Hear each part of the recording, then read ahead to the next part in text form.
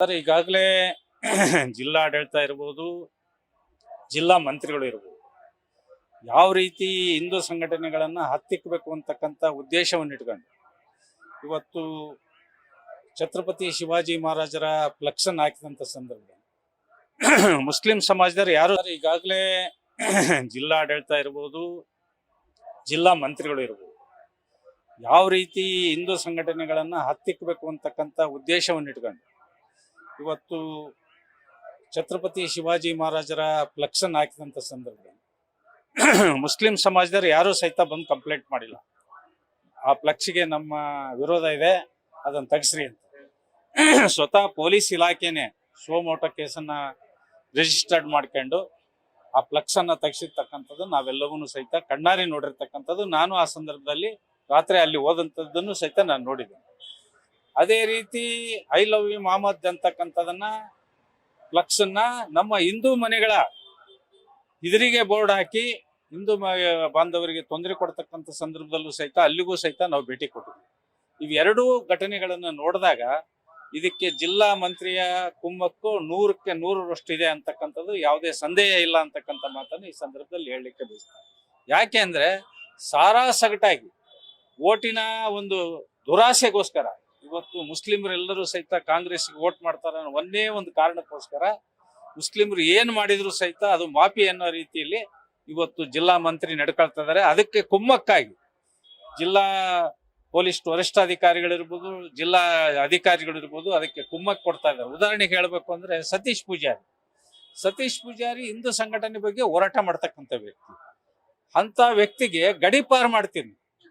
ಅದೇ ರೀತಿ ಒಬ್ಬ ಕಾರ್ಪೊರೇಟರ್, ಮಾಜಿ ಕಾರ್ಪೊರೇಟರ್, ಆತ ಹಿಂದೂ ಬಾಂಧವರನ್ನ ಕೊಲ್ರಿ, ರೈಲಿ ಬೆಂಕಿ ಹಚ್ಚಿರಿ, ಬೆಕ್ಕಾದ್ದು ಮಾಡ್ರಿ ಅಂತಕ್ಕಂಥ ಒಂದು ಸಂದೇಶವನ್ನು ಮುಸ್ಲಿಮರಿಗೆ ಕೊಡ್ತಾನೆ. ಆದ್ರೆ ಅವನಿಗೆ ಯಾವುದೇ ರೀತಿಯ ಕೇಸ್ ಹಾಕ್ದಂಗೆ ಅವನಿಗೆ ನಪ ಮಾತ್ರಕ್ಕೆ 1-2 ದಿವಸ ಒಳಗಡೆಗೆ ಹಾಕಿ ಅವನನ್ನ ಕೇವಲ 1-8 ದಿವಸದಲ್ಲಿ ಅವನಿಗೆ ಬಿಡುಗಡೆಗೊಳಿಸ್ತೀವಿ. ಆದ್ರೆ ನಿಮ್ಮ ಉದ್ದೇಶ ಏನು ಅಂದ್ರೆ ಇವತ್ತು ಮುಸ್ಲಿಮರು ಏನ್ ಮಾಡಿದ್ರು ಸಹಿತ ನಾವು ನಮ್ಮ ಅಭಯಹಸ್ತ ಅವ್ರಿಗೆ ಐತಿ ಅಂತಕ್ಕಂಥ ರೀತಿಯಲ್ಲಿ ಇವತ್ತು ಜಿಲ್ಲಾ ಮಂತ್ರಿ, ಜಿಲ್ಲಾ ಪೊಲೀಸ್ ವರಿಷ್ಠಾಧಿಕಾರಿ, ಜಿಲ್ಲಾಧಿಕಾರಿಗಳು ಈ ರೀತಿ ವರ್ತನೆ ನಡ್ಕೊಳ್ತಾ ಇದ್ದಾರೆ.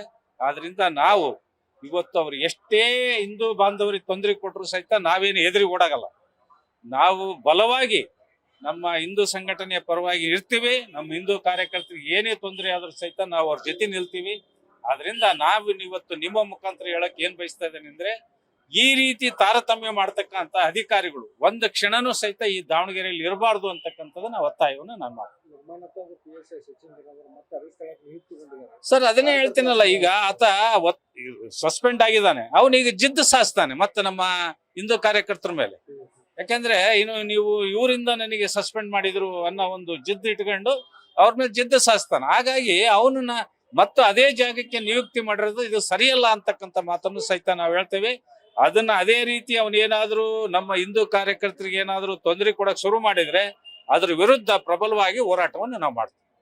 ಈಗಾಗಲೇ ದಾವಣಗೆರೆ ಜಿಲ್ಲೆಯ ಏನ್ ಪೊಲೀಸ್ ಇಲಾಖೆ ಇದೆ, ಹಲವಾರು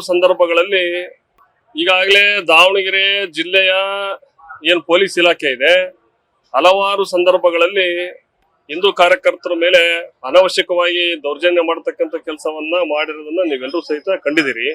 ಅದೇ ರೀತಿ ಮಟ್ಟಿಕಲ್ನ ವೀರ ಸಾವರ್ಕರ್ ಬಳಗದ ವತಿಯಿಂದ ಏನು ಗಣಪತಿಯನ್ನು ಇಟ್ಟಂತ ಸಂದರ್ಭದಲ್ಲಿ ಅಲ್ಲಿ ಛತ್ರಪತಿ ಶಿವಾಜಿ ಮಹಾರಾಜರ ಫ್ಲೆಕ್ಸ್ ಅನ್ನು ಹಾಕಿದ್ರು.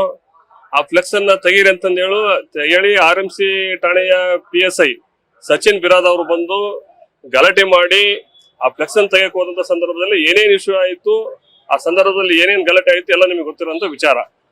ಆಗ ಆ ಒಂದು PSI ತಪ್ಪಿದೆ ಅಂತಂದು ಹೇಳಿ ಅವರನ್ನ ಸಸ್ಪೆಂಡ್ ಮಾಡಿದ್ರು.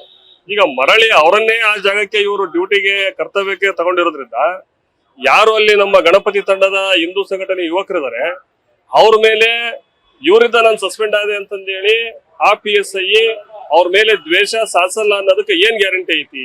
ಹಾಗಾಗಿ ಅವ್ರನ್ನ ಕೂಡಲೇ ಬೇರೆ ಠಾಣೆಗೆ ವರ್ಗಾವಣೆಯನ್ನ ಮಾಡಬೇಕು. ಅಲ್ಲಿರ್ತಕ್ಕಂಥ ಯುವಕರಿಗೆ ಪೊಲೀಸ್ ಇಲಾಖೆ ರಕ್ಷಣೆ ಕೊಡಬೇಕು, ಯಾವುದೇ ರೀತಿಯ ತಾರತಮ್ಯ ಆಗಬಾರದು.